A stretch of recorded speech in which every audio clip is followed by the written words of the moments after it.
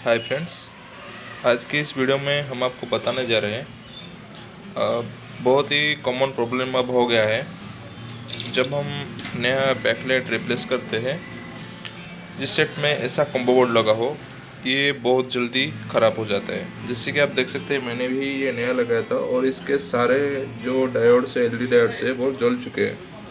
ठीक है, तो इसका तो सबसे पहला कारण रहता है बैकलाइट हमारा बहुत ही ज़ोर से जल रहा है, इसलिए बहुत ही जल्दी डैमेज हो रहा है। ठीक है, और एक दूसरा वजह है इसका जो क्वालिटी है वो इतना भी अच्छा नहीं है।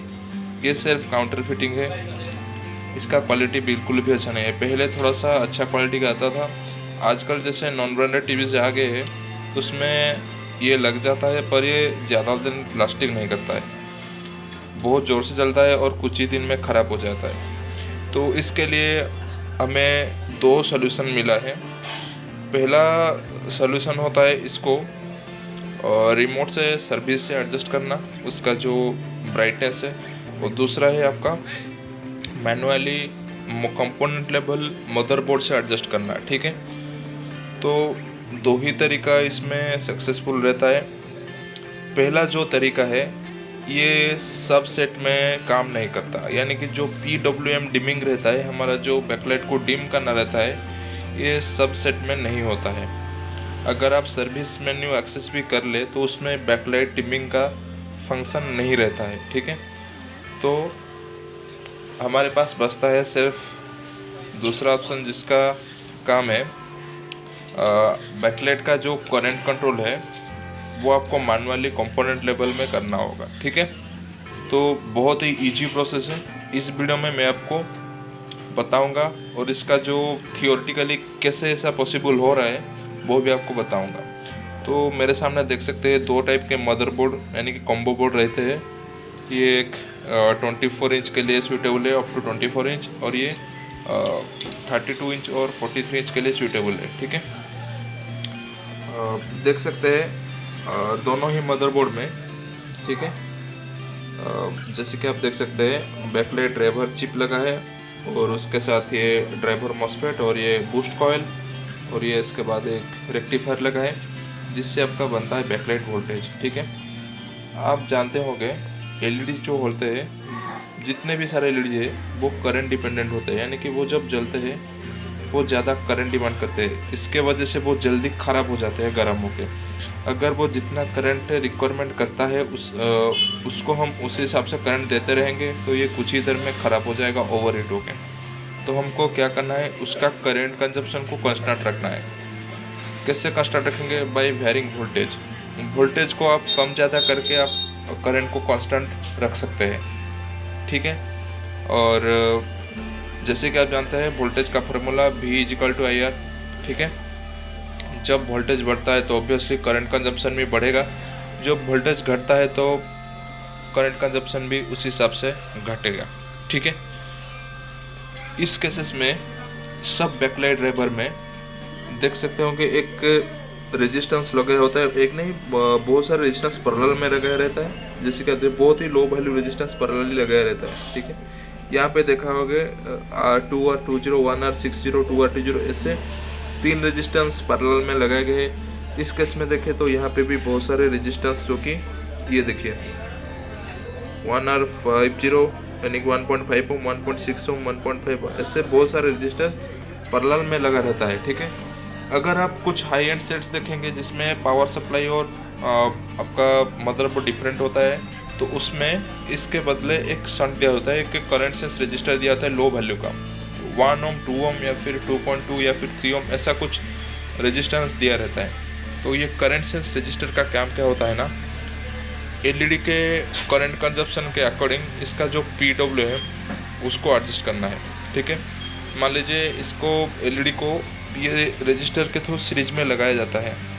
ठीक है, ये इसका रेजिस्टेंस का वैल्यू जितना बढ़ेगा आपका करंट कंजप्शन उतना घटेगा और आपका वोल्टेज भी उतना घटेगा। ठीक है, यहाँ पे एक IC लगा था, इस IC का डाटा शीट मैं आपको अभी दिखाऊंगा और थियोरेटिकली आपको समझाऊंगा। तो फ्रेंड्स, अभी हम आ चुके हैं डाटा सेट के तरफ। ये एक IC है, बैकलाइट ड्राइवर IC, इसका नाम है AL3353। ठीक है। जैसे कि आप देख सकते हैं यहाँ पे इसका पिन कॉन्फ़िगरेशन है, ठीक है।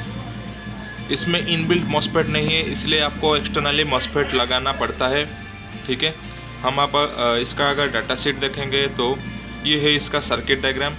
और आप यहाँ पे देख सकते हैं, यहाँ पे जो एलईडीज लगाए गए हैं, एलईडीज के यहाँ पे एक R6 देके यहाँ पे ग्राउंड किया गया है, ठीक है।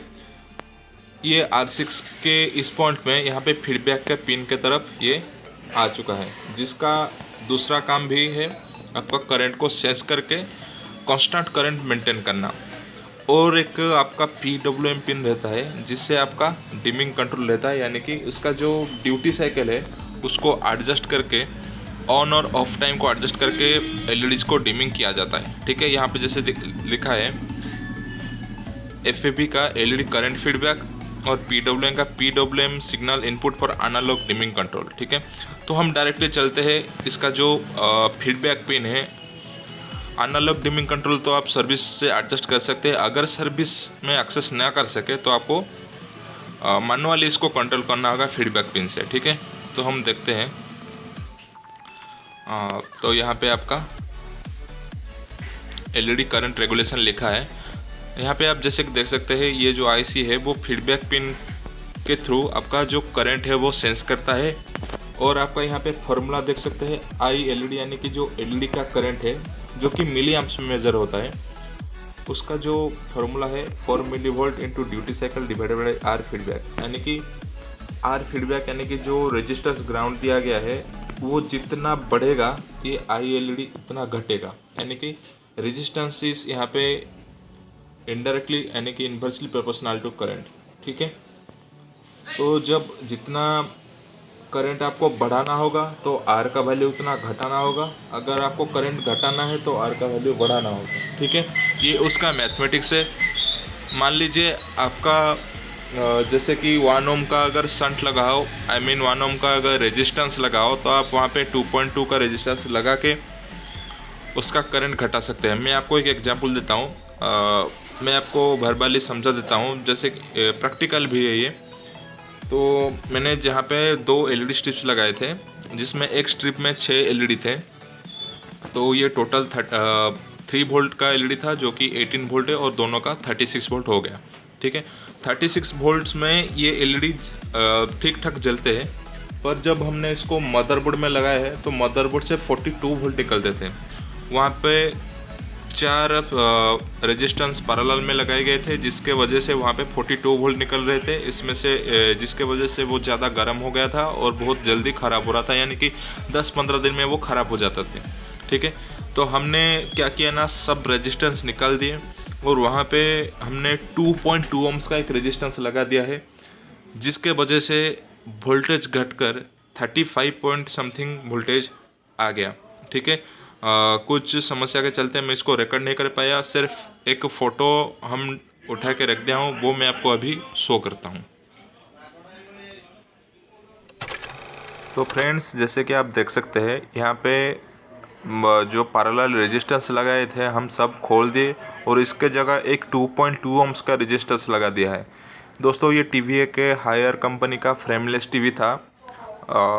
वोल्टेज है वो 42 वोल्ट आ रहा था बैकलाइट के लिए, क्योंकि उसमें पहले ओरिजिनल बैकलाइट लगा था, तो वो लगभग 3 साल तक अच्छे से चला।